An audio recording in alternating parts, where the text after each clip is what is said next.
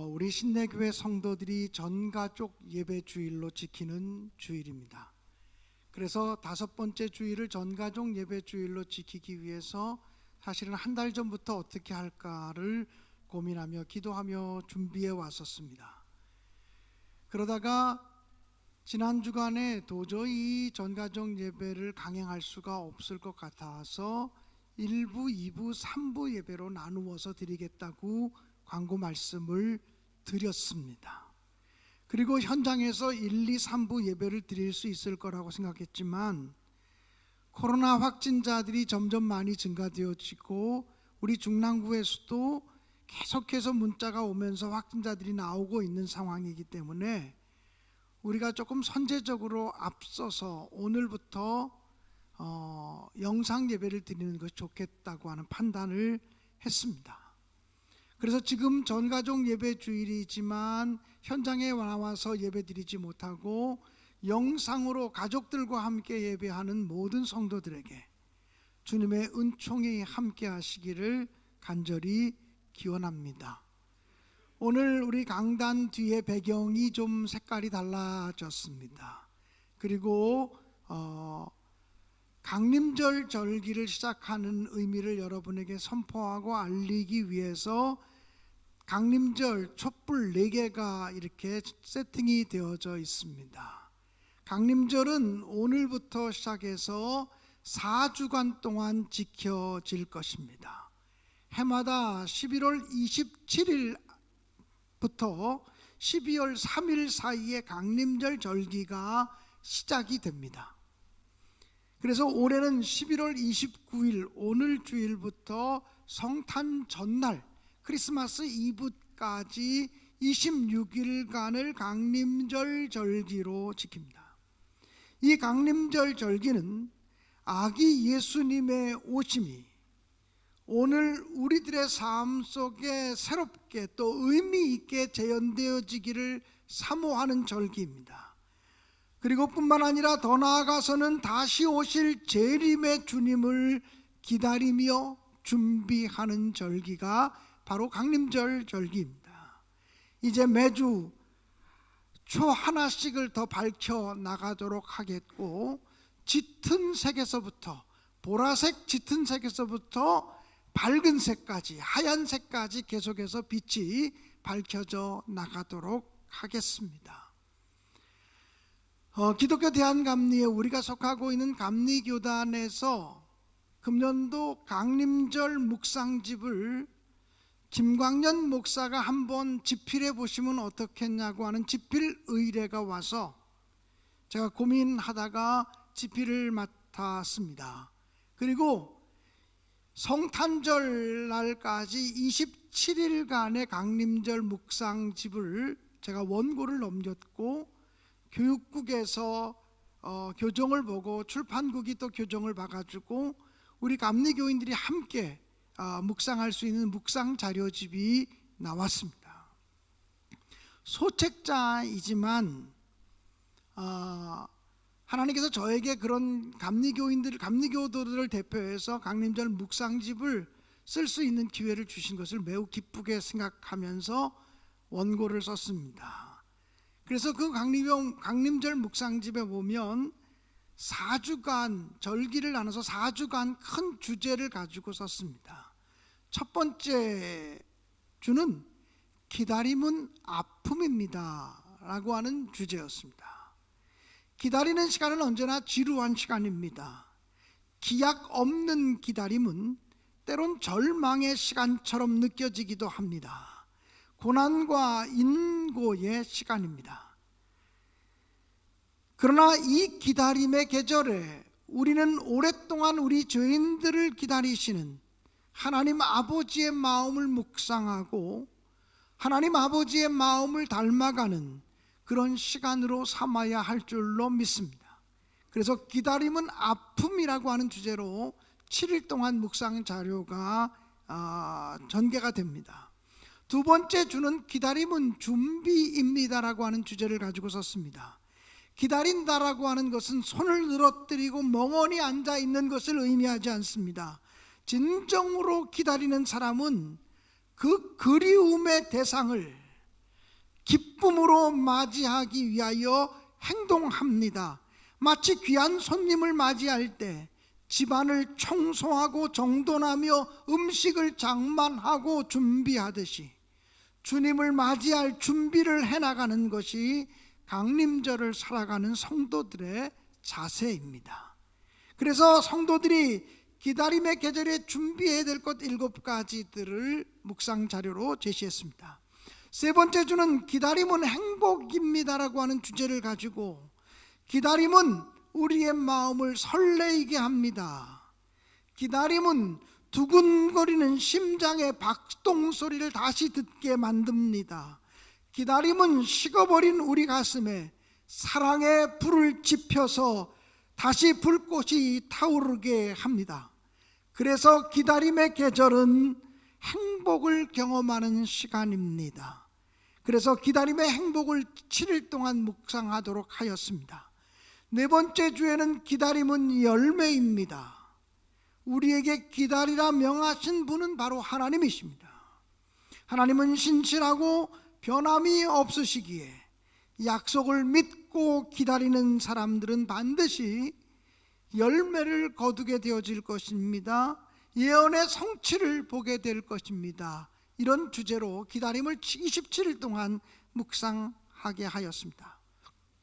우리 신내교회 성도들도 비록 부족한 종이 집필한 조그마한 묵상집이지만 여러분이 하나씩 다 나눠드렸으니까 한 하루에 3분 정도만 묵상하면 5분 정도면 읽을 수 있는 묵상 자료니까 그것을 가지시고 오늘부터 매일같이 하루에 한 장, 한 페이지씩 묵상하시면서 아기 예수의 오심을 더 간절히 사모하시면 좋겠다고 하는 생각을 갖습니다. 오늘 저는 이 시간 여러분과 함께 주님을 기다리는 계절입니다라고 하는 제목으로 말씀을 나누려고 합니다. 오늘 성경 본문, 김진 목사님께서 읽어주신 성경 본문은 시므온이라고 하는 사람이 아기 예수를 제일 먼저 성전에 들어오신 아기 예수를 만나는 행운을 가진 사람인데, 시므온이라는 사람에게 어떻게 그런 행운이 주어졌겠는가?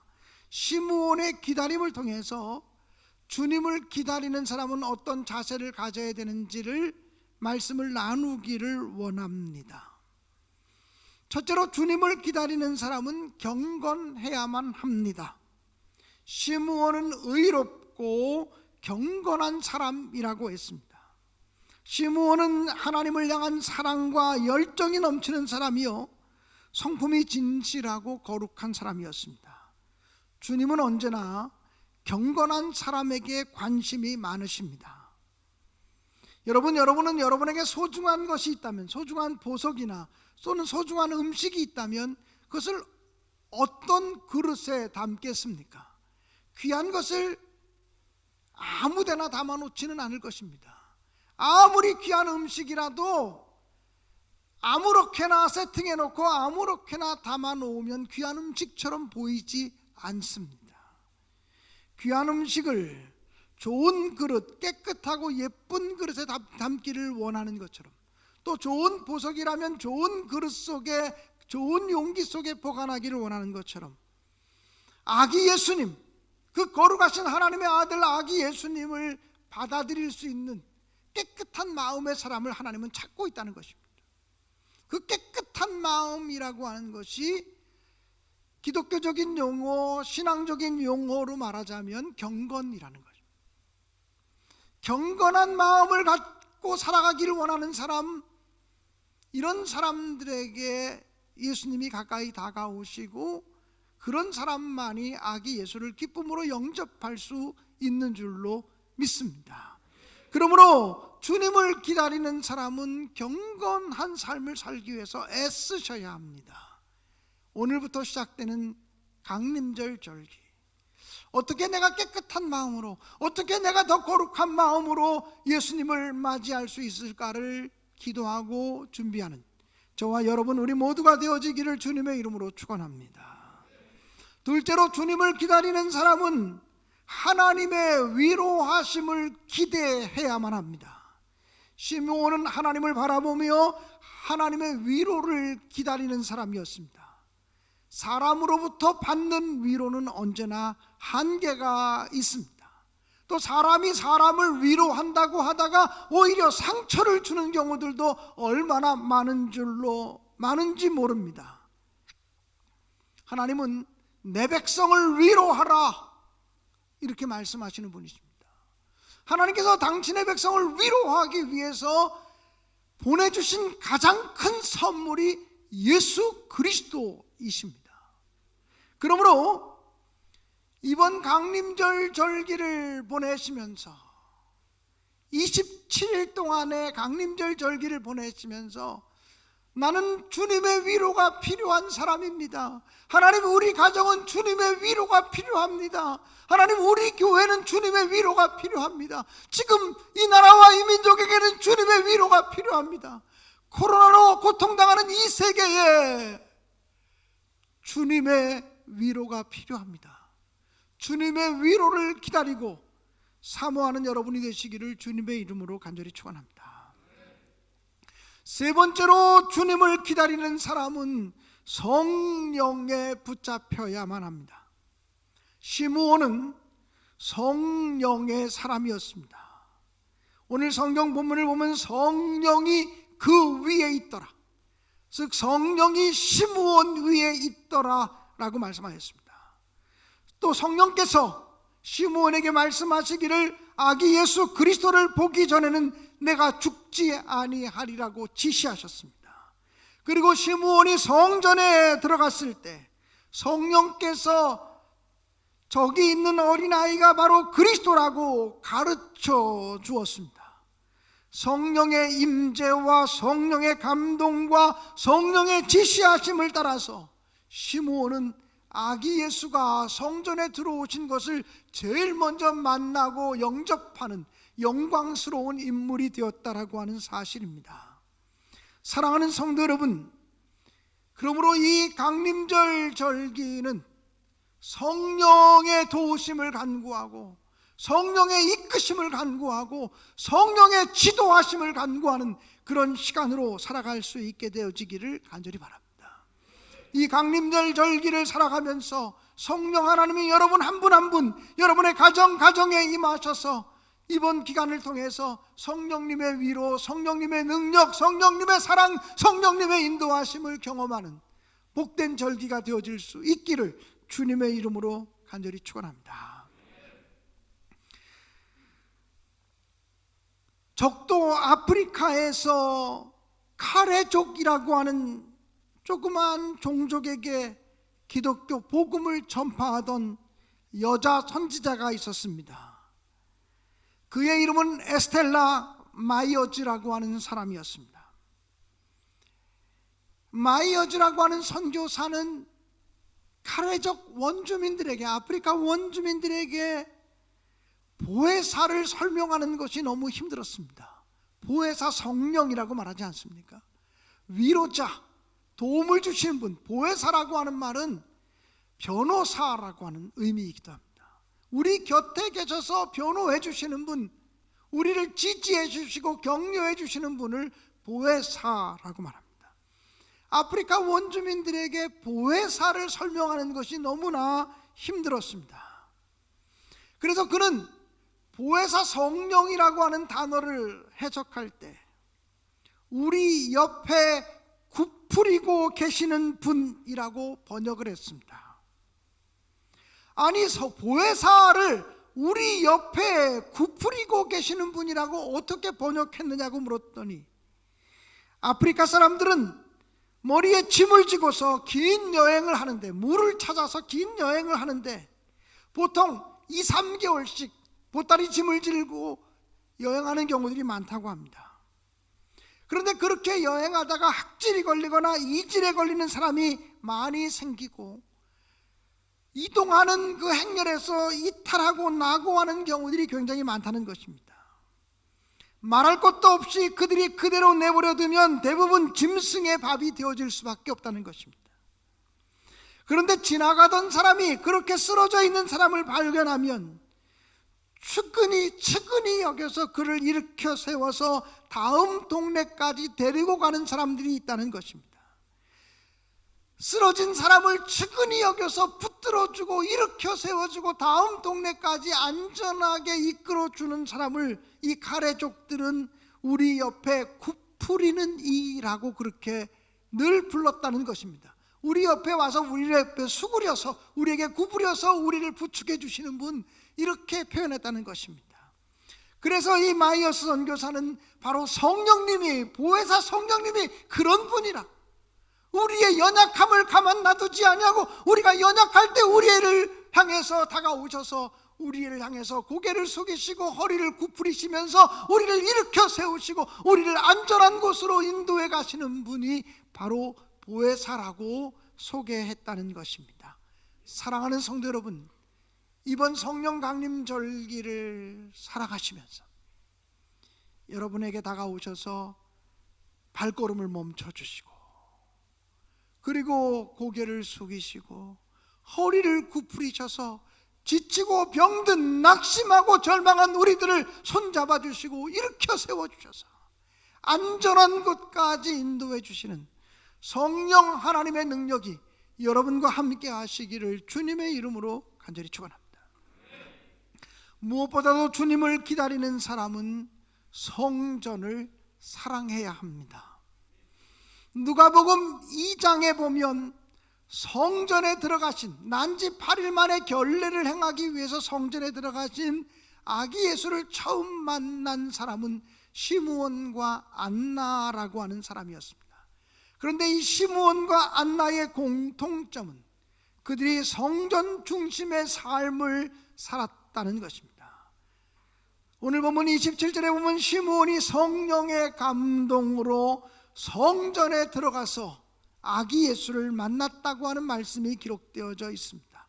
오늘 본문 말씀은 아닙니다만 36절과 37절에 보면 안나는 성전을 떠나지 아니하고 주야로 금식하며 기도했다고 기록되어져 있습니다. 시므온과 안나, 이 두 분은 성전을 진심으로 사랑한 사람이었습니다.